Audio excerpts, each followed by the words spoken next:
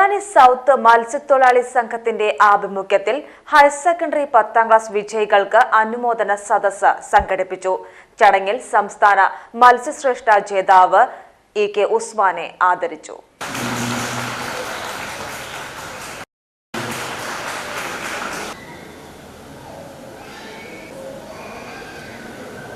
ഹരിയാനയിലെ IIM കോളേജിൽ MBAക്ക് admission ലഭിച്ച M. മാജിദയ്ക്ക് ഉപഹാരം നൽകി. വിജയബേരി ജില്ലാ കോർഡിനേറ്റർ ടി. സലീം മോട്ടിവേഷൻ ക്ലാസിന് നേതൃത്വം നൽകി. പരിപാടി പി. നന്ദകുമാർ MLA ഉദ്ഘാടനം ചെയ്തു. മറ്റു രൂപത്തിലേക്കുള്ള വിദ്യാഭ്യാസ സമ്പ്രദായത്തിനകത്ത് മാർഗെല്ലാം കൊടുക്കുന്നതുമായി ബന്ധപ്പെട്ടുകൊണ്ട് ഈ അടുത്ത വർഷം ഒരു പോരാൻ പോവുകയാണ്.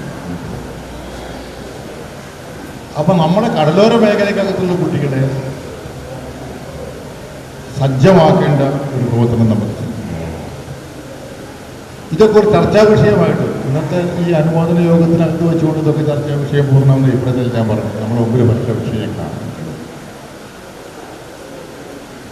അപ്പോൾ അതിൽ എനിക്ക് സൂചിപ്പിക്കാനുള്ളത് ഇന്നത്തെ ഈ A+ കിട്ടിയിട്ടുള്ള മുഴുവൻ കുട്ടികളെ അനുമോദിക്കണം. അവരെ ഭാവിയെ സംബന്ധിച്ചിടത്തോളം നമ്മൾ ആശംസകൾ അർപ്പിക്കണം.